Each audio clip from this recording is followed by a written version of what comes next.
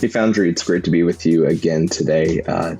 Throughout the series, as I mentioned last week, we're going to be providing some different tips to implement some of these practices where we can take these ideas that we're talking about each Sunday and implement them into our lives so that we can not just look to our vacations and our time off to be the life sources for us, but instead we can begin to implement some of these practices and make them rhythms and actual parts of our lives that help just propel us forward and have rhythms of rest and relaxation and energy in a way that only God can provide through these habits and these means.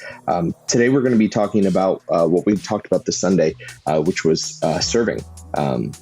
Scott talked about the idea of serving and how that impacts us, how that rejuvenates us, how serving someone else can be a source of life, even though it does take us giving. It does take us sacrificing in a sense.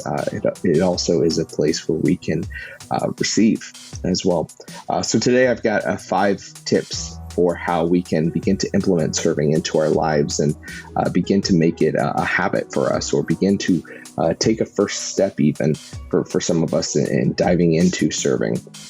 The first one is this, to grab a non-perishable item to donate to the free little pantry next time you go to the store. If you don't know about this, outside of the Foundry, there's this like mailbox looking thing. And a couple of years ago, our kids put this together at their serving camp called Kids for the City.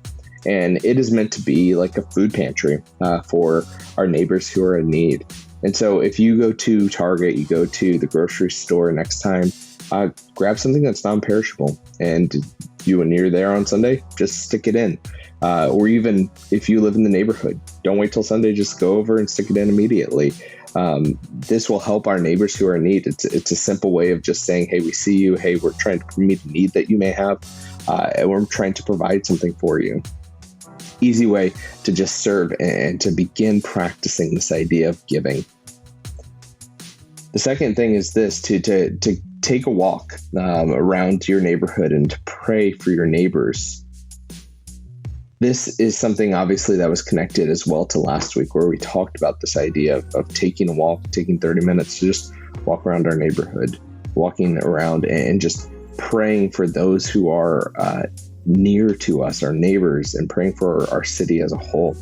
This is a simple task that any of us can do. That's the great thing about this. Sometimes we think about serving as this thing requiring a ton of resources or money or skills, but this is something that just requires us spending a little bit of time and getting some exercise in the process, where we can go around and we can begin to pray for our neighbors in need, our city, where we live, and we can begin to just lift them up and pray for the well-being for each of them. The third way is to find a proactive way to bless a neighbor before they even share a need. Maybe that is coffee or groceries, or with gas prices surging, maybe that is something that you can begin to provide for someone who has a need. This can be a neighbor that that is in need, that maybe is struggling because they've lost a job, they're in a hard time, maybe they're just stressed out because of work or their school or family life or having a baby, whatever the case may be. Trying to find these individuals and these folks that we can meet their needs even before they share them with us. This allows us to just say, hey, I see you. I'm thinking about you. I understand that you may have some needs that I think I can meet. It doesn't always have to be a big thing. It can be a little thing, like saying, hey, I can't afford to buy you, 10 gallons of gas, but I can afford to buy you 2. And so I'm going to give you a gift card to go get $10 worth of gas, or whatever the case may be. Just being able to say, hey, I see you, I'm thinking about you, is an easy way for us to begin to serve those who are in close proximity to us. Another way that the Foundry has the opportunities for you is to sign up to serve for Feed More, Bmore, or the 1012 volunteer takeover. Feed More, Be More is an opportunity that we have coming up this upcoming Sunday, where you can come and you can pack some meals that will then be distributed to people who are food insecure throughout our city. It's an easy way to come and to serve and to put your hands to work. Again, it doesn't require major skills. It doesn't require major time commitments. It doesn't require even major financial investment. It requires you coming and just getting your hands dirty for a little bit. That way we can help feed those who are in need. And same with the 10-12 volunteer takeover. That will take place on July 2nd, where we are partnering with 10-12 Sports, which is a local organization who does sports leagues and mentorship on the west side of Baltimore. We will come to their football day and provide just whatever they need that day. Sometimes that revolves around helping kids and helping adults who are doing some of the scorekeeping or stat keeping. Sometimes that's just supporting the players and the parents there. Sometimes that's just meeting other needs that they may have. These are two simple ways to get connected and to spend a little bit of your time investing in Baltimore, in our city.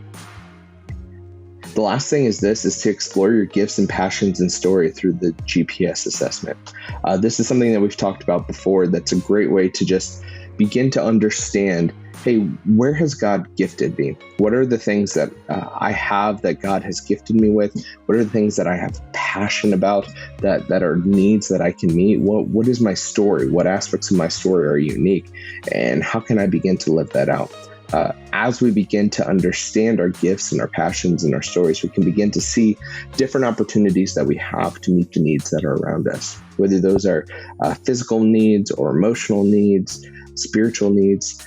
When we know ourselves better, when we know these things about us better, we can begin to say, hey, I see this thing that needs to be met, and I can be the one to meet that. Hey, I see a person who is hurting, and I can be present because I have a story that relates. Or this organization is meeting needs of people in our city, and I have a gift that really could contribute to that. When we begin to understand who we are and how God has wired us and our GPS, our gifts, our passions, and our stories, we can begin to just help those who are in need around us. These are just 5 tips to help you this week as you are trying to implement some of these aspects of serving. I hope that they're helpful and good, just jumping off points if this is something new for you.